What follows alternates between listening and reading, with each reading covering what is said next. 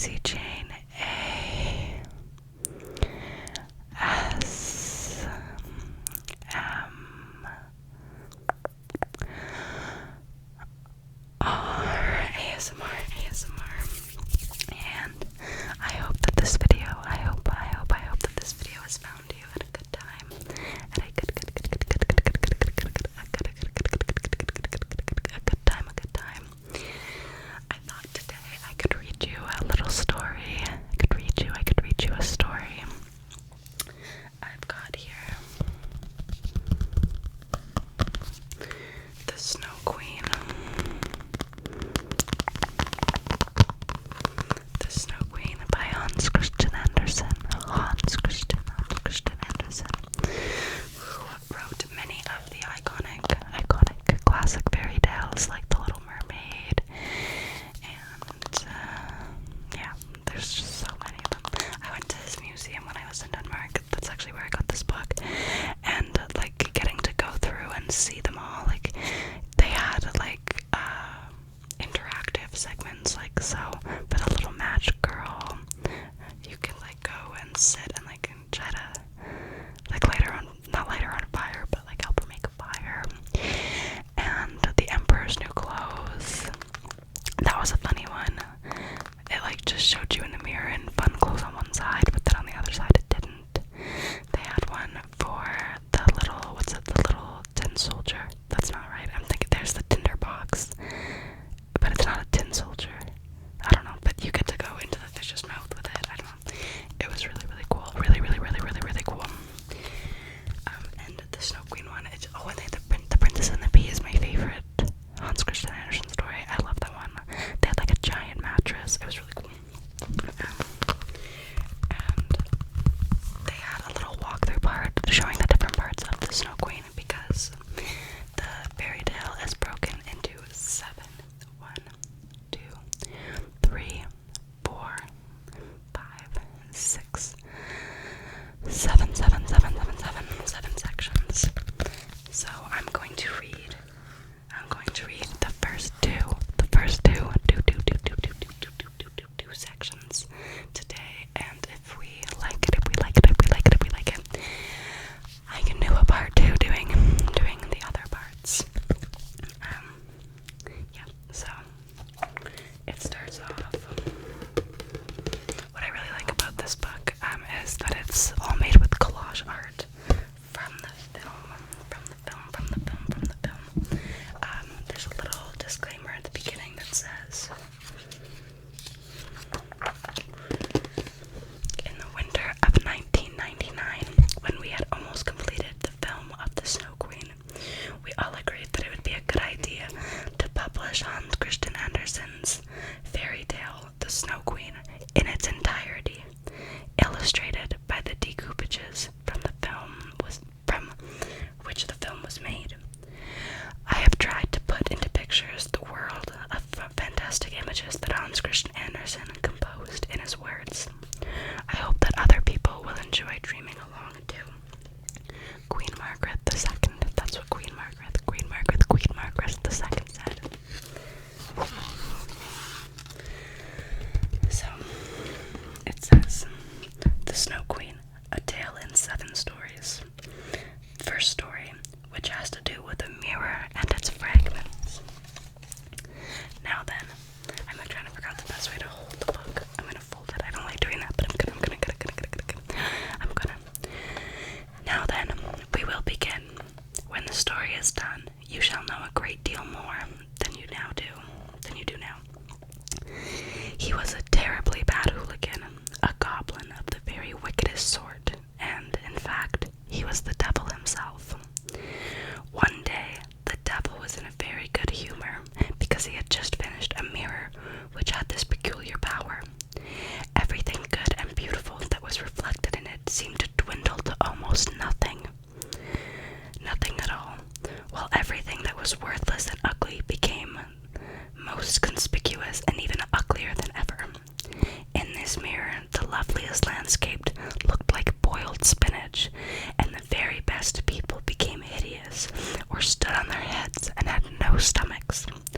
Their faces were distorted beyond any recognition, and if a was sure to spread until it covered both nose and mouth. "That's very funny," said the devil. If a good pious thought passed through anyone's mind, it showed the mirror as a carnal grin, and the devil laughed aloud at his genius invention. All those who went to the hooligans, the hobgoblins, to the hobgoblin school, for he had a school of his own, told everyone that a miracle had come to pass. Now, they asserted for the very first time that you could see how the world and all of its people really looked. They scurried about the mirror until there was not a person alive nor a land on earth that had not been distorted. Then they wanted to fly up to heaven itself to scoff at the angels and our Lord. The higher they flew with the mirror, the wider it grinned. They could hardly manage to hold it. Higher they flew, and higher still, nearer to heaven and the angels. Then the grinning mirror trembled with such violence that it slipped from their hands and fell to the earth, where it shattered into hundreds of millions of billions of bits, or perhaps even more. And now it caused more trouble than it did before it was broken, because some of the fragments were smaller than a grain of sand, and these went flying throughout the wide world. Once they got in people's eyes, they would stay there. These bits of glass distorted everything the people saw and made them see only the bad side of things. For every little bit of glass kept the same power that the whole mirror had possessed. A few people even got a glass splinter in their hearts, and that was a terrible thing, for it turned their hearts into lumps of ice. Some of the fragments were so large that they were used as window panes, but not the kind of window through which you should look at your friends. Other pieces were made into spectacles, and evil things came to pass when people put them on, to see clearly and to see justice done. The fiend was so tickled by it all that he laughed till his sides were sore. But fine bits of glass are still flying throughout the air, and now you shall hear what happened. I should have prefaced this, but Hans Christian Andersen didn't usually write bubbly, happy pieces. The Real Little Mermaid doesn't end very good. If you know the real ending, she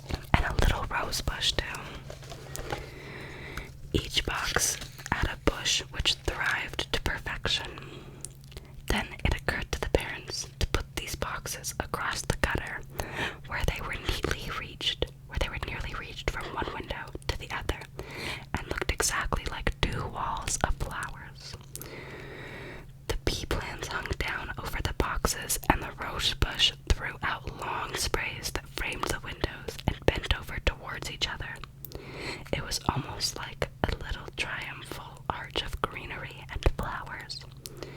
The boxes were very high, and the children knew that they were not to climb about them, but they were often allowed to take their little stools out on the roof under the roses, where they had a wonderful time playing together.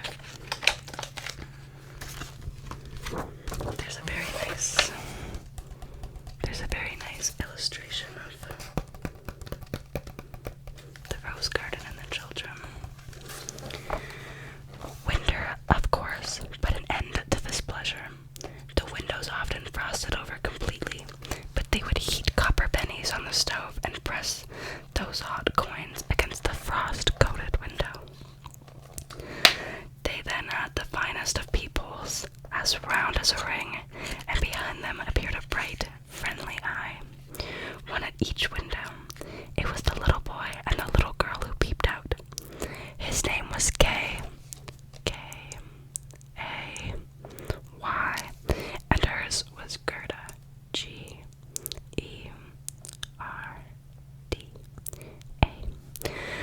With one skip, they would join each other in summer, but to visit together in the wintertime, they had to go all the way downstairs in one house and climb all the way upstairs in the other. Outside, the snow was whirling. "See the white bees swarming," the old grandmother said. "Do they have a queen bee too?" the little boy asked, for he knew that real bees have one. "Yes, indeed they do," the grandmother said. "She flies in the thick of the swarm. She is the biggest bee of all and can never stay quietly on the earth, but goes back again to the dark clouds.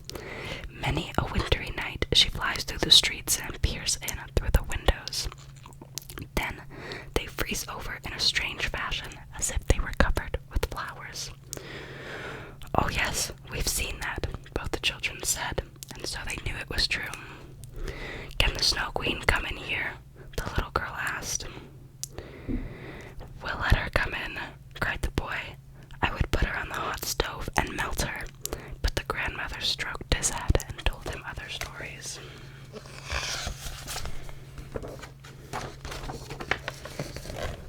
A picture of a baby.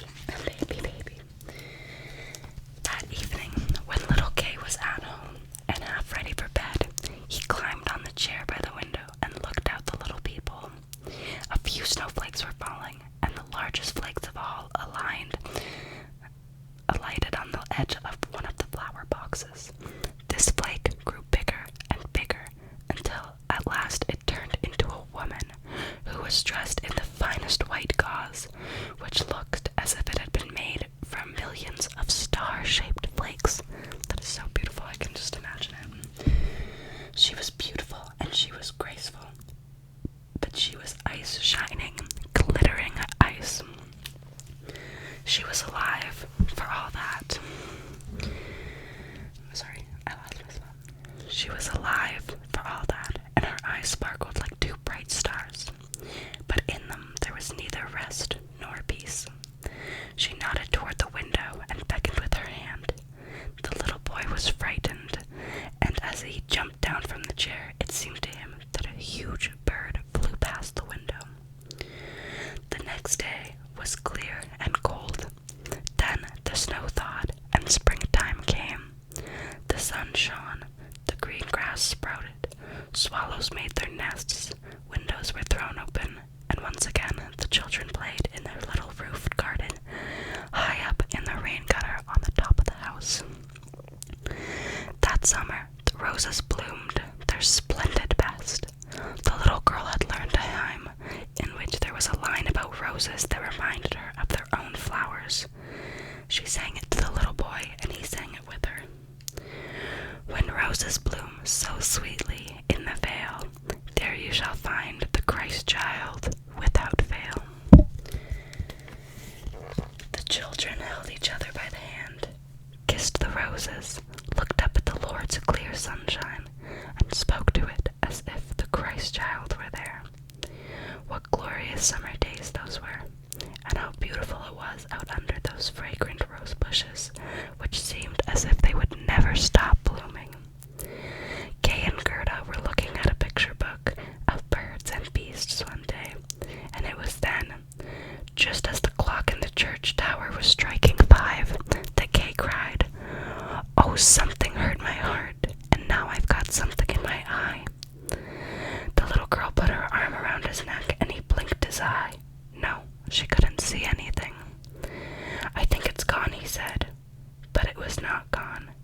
was one of those splinters of glass from the magic mirror.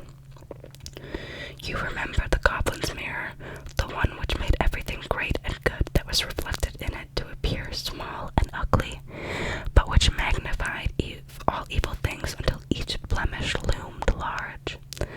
Poor Kay, a fragrant piece, had pierced his heart as well, and soon it would turn into a lump of ice. The pain had stopped, but the glass was still there.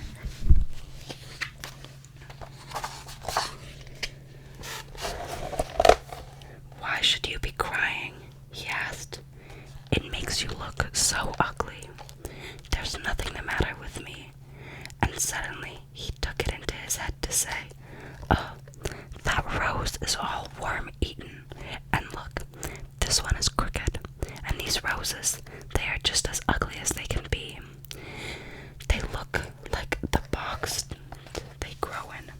He gave the boxes a kick and broke off both of the roses. Kay, what are you doing? The little girl cried.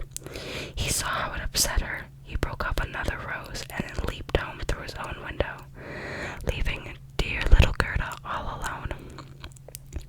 Afterwards, when she brought out her picture book, he said it was fit only for babes in the cradle, and whenever grandmother told stories, he always broke it with a but. If he could imagine it, he would steal behind her, perch a pair of spectacles on his nose, and imitate her. He did this so cleverly that it made everybody laugh, and before long he could mimic the walk and talk of everyone who lived on that street. Everything that was odd or ugly about them, Kay could mimic so well that people said, that boy has surely got a good head on him. But it was the glass in his eyes and the glass in his heart that made him tease even little Gerda, who loved him with all her soul. We've got another picture.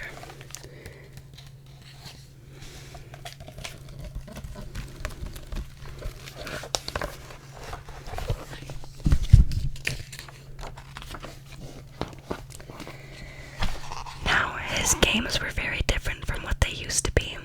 They became more sensible. When the snow was flying about one wintry day, he brought himself a large magnifying glass out of the doors and spread the tail of his blue coat to let the snowflakes fall on it. Now look through the glass, he told Gerda. Each snowflake seemed much larger and looked like a magnificent flower or a 10-pointed star. It was marvelous to look at.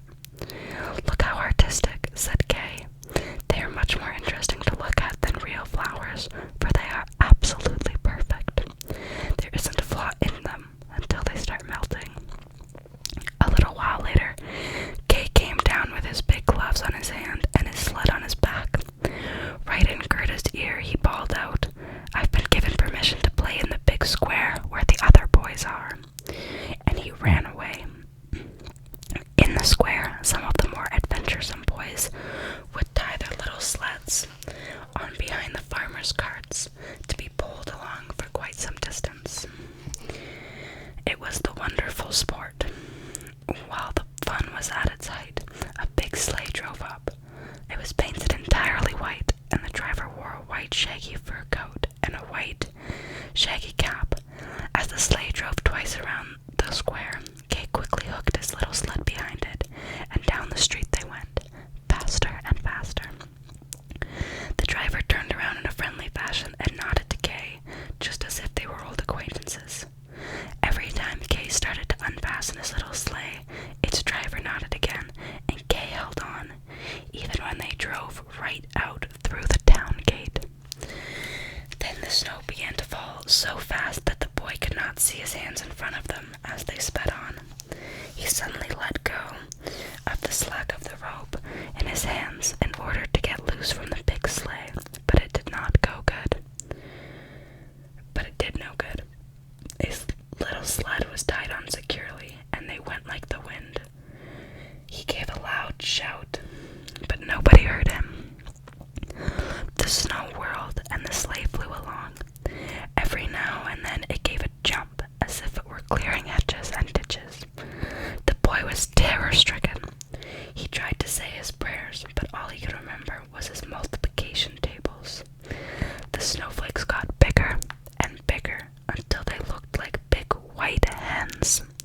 All of a sudden, the curtain of snow parted and the big sleigh stopped and the driver stood up. The fur coat and the cap were made of snow, and it was a woman, tall, slender, and blinding white. She was the Snow Queen herself. "We have made good time," she said. "Is it possible that you tremble from cold? Crawl under my bear coat." She took him up in the sleigh beside her, and as she wrapped the fur about him, he felt as if he were sinking into a snowdrift. "Are you still cold?" she asked, and kissed him on the forehead. Brr! That kiss was colder than ice. He felt it right down to his heart, half of which was already an icy lump. He felt as if he were dying, but only for a moment. Then he felt quite comfortable and no longer noticed the cold. "My sled! Don't forget my sled!" It was the only thing he thought of. They tied it to one of the white hens, which flew along after them, with the sled on its back. The Snow Queen kissed Kay once more, and then he forgot little Gerda and grandmother and all the others at home.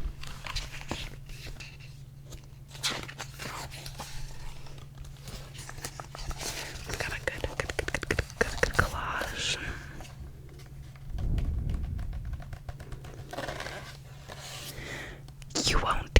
You won't get any more kisses," she said, "or else I should kiss you to death." Kay looked at her.